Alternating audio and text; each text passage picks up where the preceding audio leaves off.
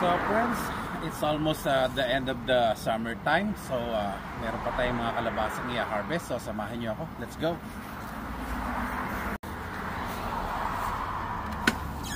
Tara! So guys, yan ang aking mga pananim. So guys, harvestin na natin yung mga kalabasa. So first one guys, ito. Ito nyo naman, hinog na.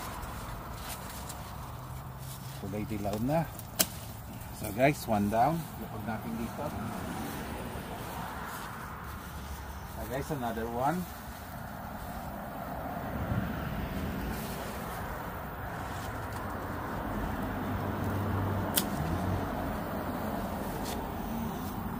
So alam ko dito meron pa.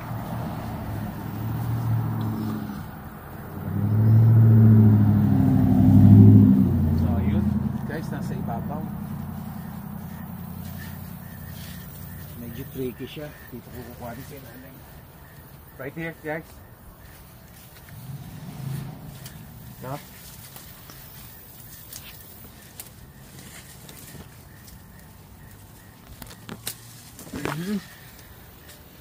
There you go guys.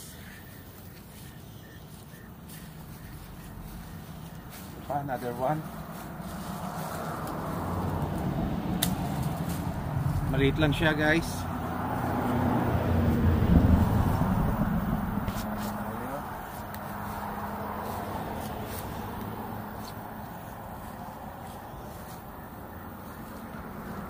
Right there guys.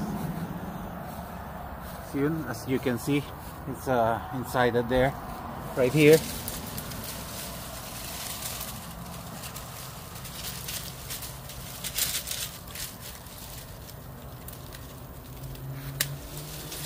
There you go.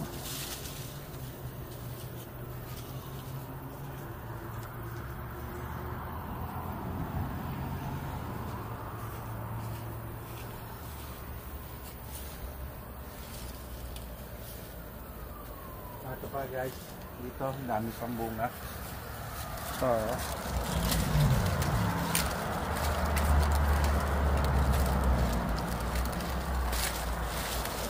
one down.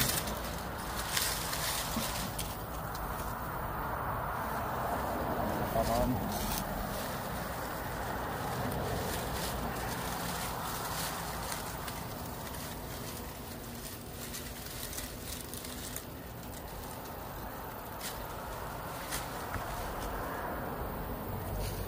There's one more back there.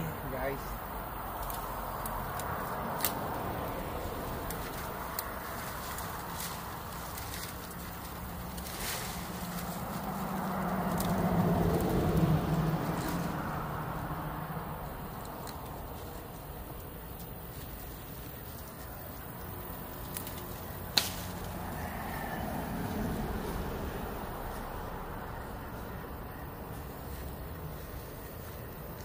Hanap lang. So right over here guys, follow me. Dito guys, sa tanim ako ng okra, may isa pa rito. May dalawa. Right there. Guys, kung makikita nyo, ayun no.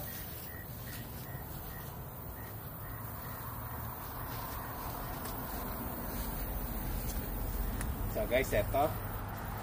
Eto, malaki to. Wow. Guys, ang laki. So, ngayong magwi-winter season, meron tayong stock na kalabasa. So, meron pang isa, guys. Ayun. Pakita mo sa audience natin. So, ito mura pa. Hindi ko muna aanihin to.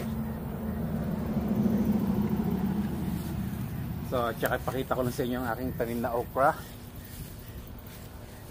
Thank you nga pala sa nag-sponsor, Madam Myra, sa binigay mong binhe. Ito na ngayon, no? Napakaganda ng mga okra. So, wala pang maaani as of now. Tingnan na lang natin. So, yan, mga okra.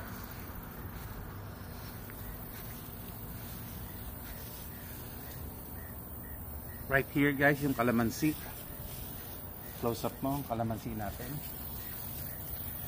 Ayan, guys.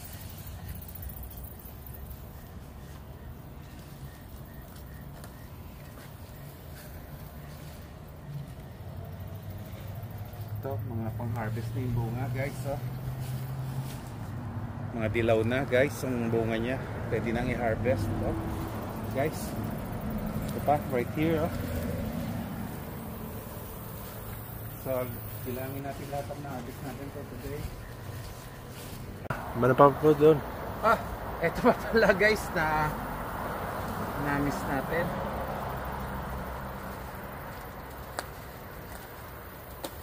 Yun.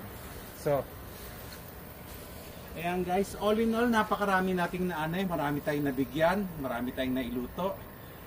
So, ito na guys ang last harvest because fall is just around the corner. So, ayan guys, take a look.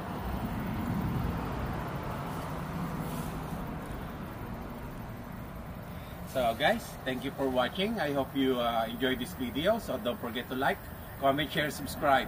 Bye!